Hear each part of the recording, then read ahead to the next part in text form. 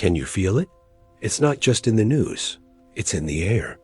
A relentless hum of anxiety, a sense that the very ground beneath our feet is trembling, about to give way.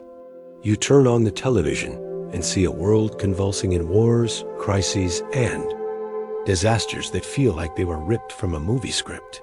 But the real tremor isn't out there. It's inside you. It's that silent question you ask yourself late at night. Where is all of this heading? What if this unease isn't a flaw, but part of the design? What if it's a spiritual alarm, an echo of a secret conversation that took place 2 millennia ago, on a dusty hill overlooking the city that embodied the world's hope? There, far from the crowds, the King of the universe gave his inner circle a classified briefing, a high-alert protocol for his followers throughout the ages. They asked him the 3 questions that define our existence. When? What will be the sign of your coming and of the end of the age? Jesus' response, etched into Matthew 24, isn't a collection of predictions to satisfy our curiosity. It's a survival guide for the soul, a divine intelligence map for navigating the most perilous times in history.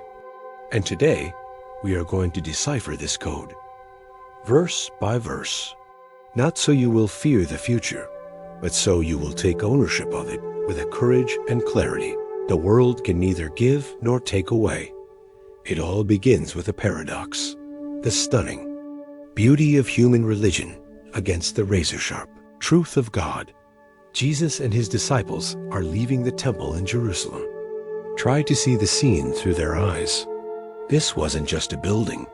It was the pride of a nation, the center of the known universe. A mountain of marble and gold that seemed to defy time itself. It was a monument to faith, to culture, and to a visible abundance that screamed stability. One of the disciples, perhaps a former project manager with a technical and wonder-filled gaze, points and says, "Teacher, look at this. What massive stones!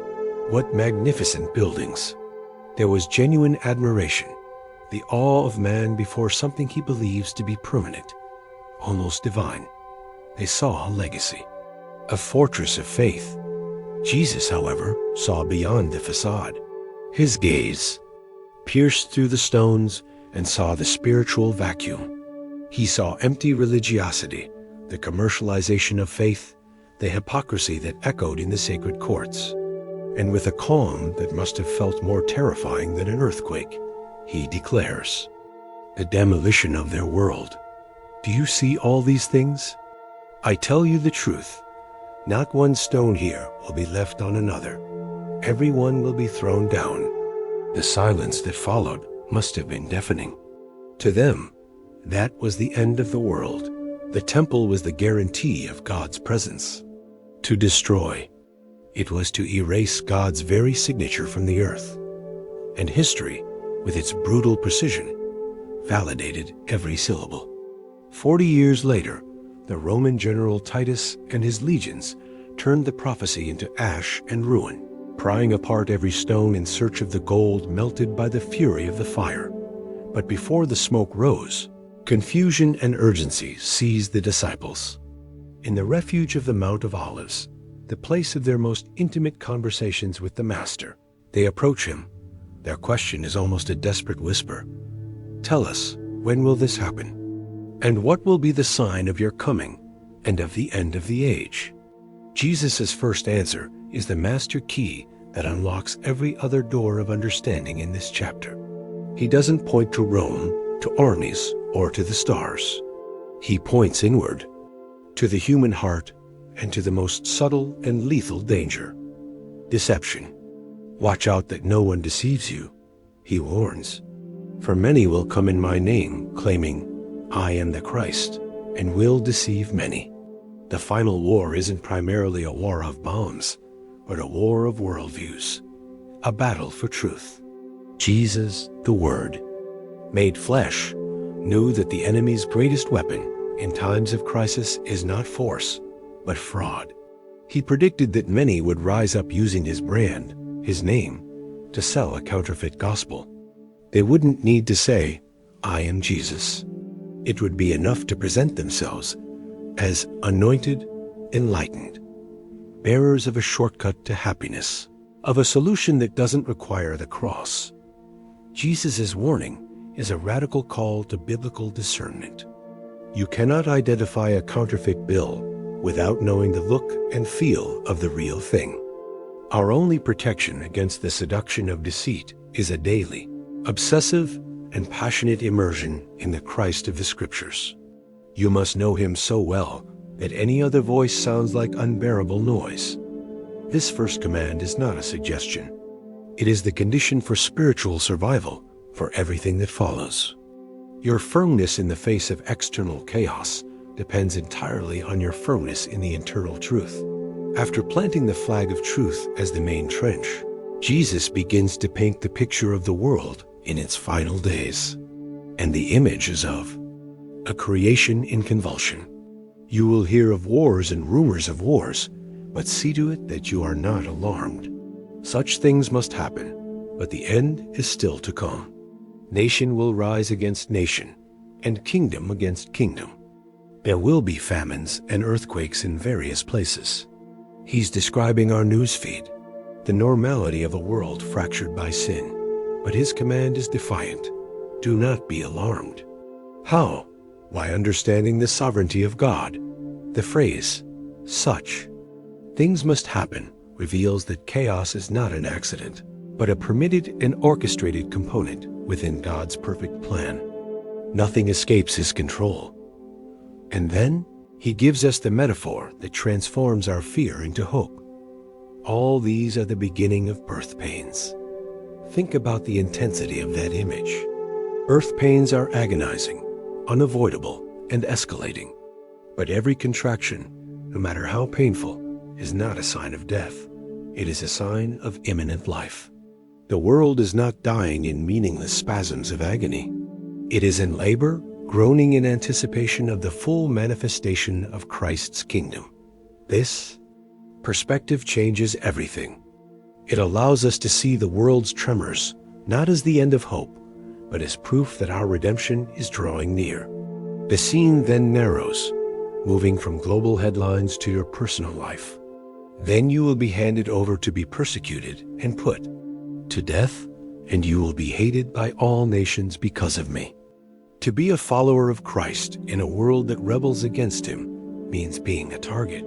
The hatred won't be for your flaws, but for your loyalty to him. In a world that preaches self-fulfillment, your submission to Christ will be an offense. And this is where the marketplace of counterfeit faith becomes most dangerous, offering a version of Christianity that promises a life of ease, a false material prosperity that avoids the cross at all costs. But the gospel of Jesus calls us to true prosperity, the wealth of knowing Christ even through suffering. If the proclamation of this raw, unvarnished truth has been a beacon for you in the midst of so much theological fog, consider becoming a partner in this mission. By clicking Super Thanks, you are helping us push this message of truth against the tide of lies that tries to drown the faith of many. The affliction will not only be an external attack. Jesus reveals, with brutal honesty, that the most painful blow will come from within the community itself. At that time, many will turn away from the faith and will betray and hate each other.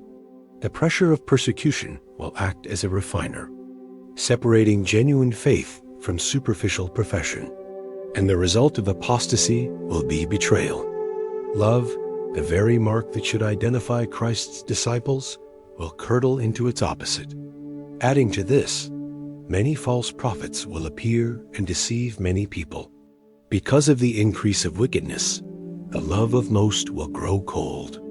The rebellion against God's law will become so widespread that its freezing effect will reach the heart of the church, trading sacrificial love for selfish indifference.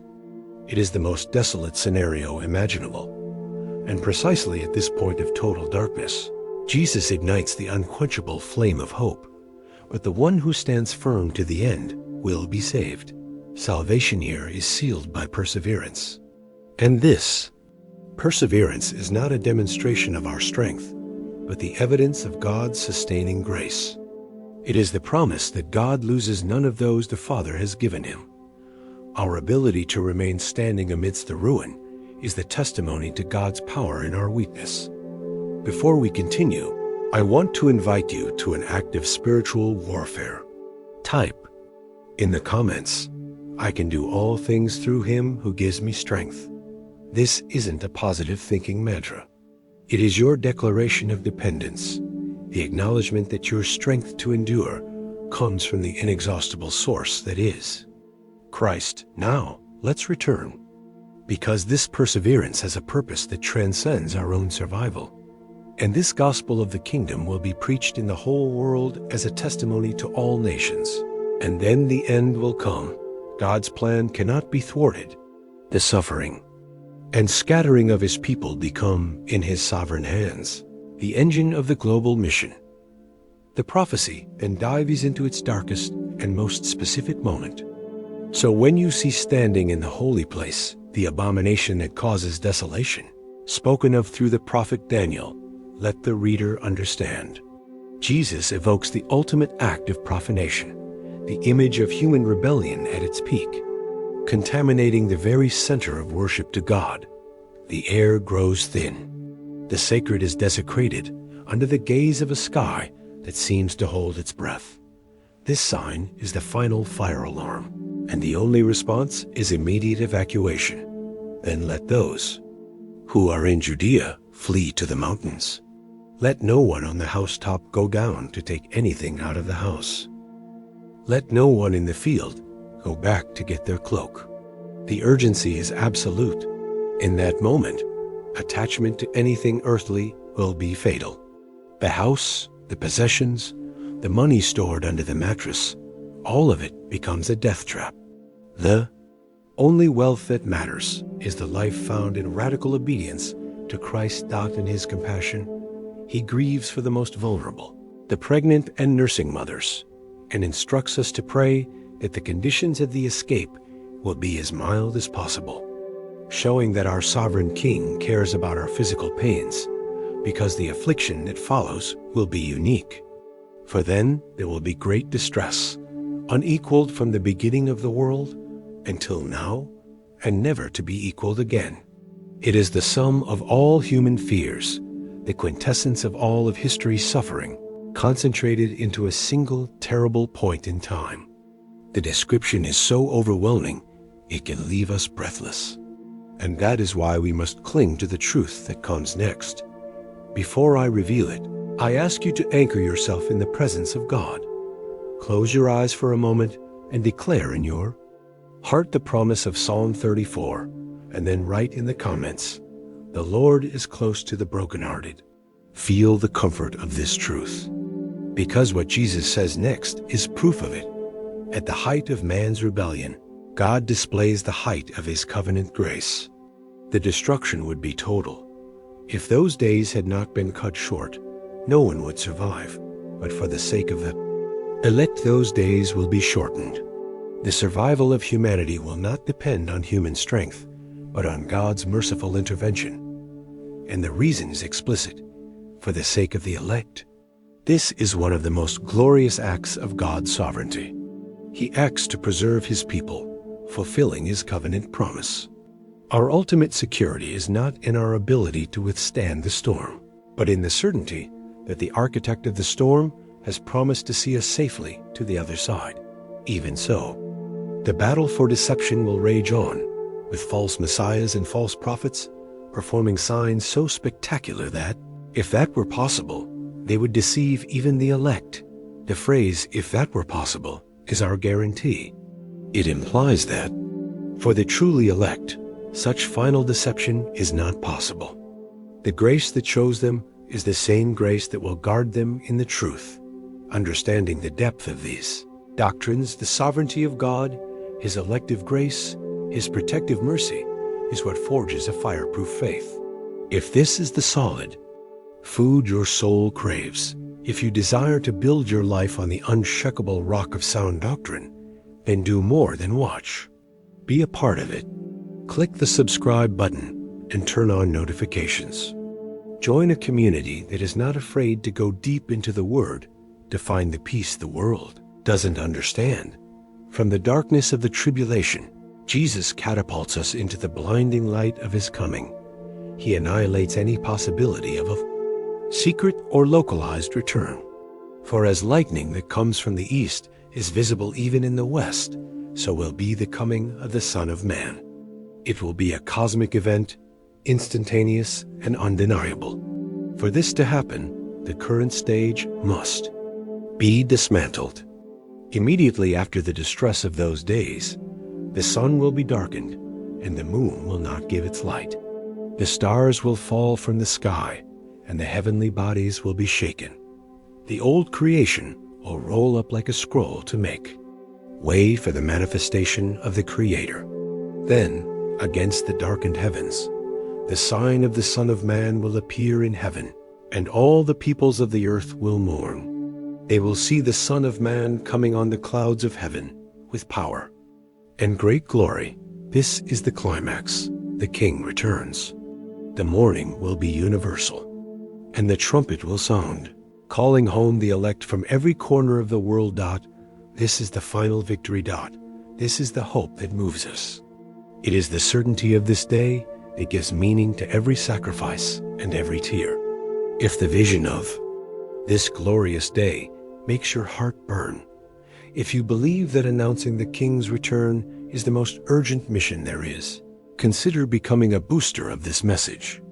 By clicking Super Thanks, every contribution becomes part of the trumpet's sound, helping to proclaim the hope of Christ's return to a world that desperately needs to hear it.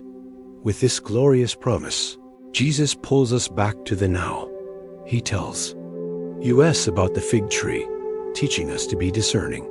He reminds us of the days of Noah, warning us against the danger of a life so consumed by the mundane that it becomes blind to the divine. And finally, he asks us, who then is the faithful and wise servant? The watchfulness Christ demands is not passive waiting. It is active, faithful work that it is using every day, every resource, every opportunity to serve the Master and his household, knowing that at any moment he could return.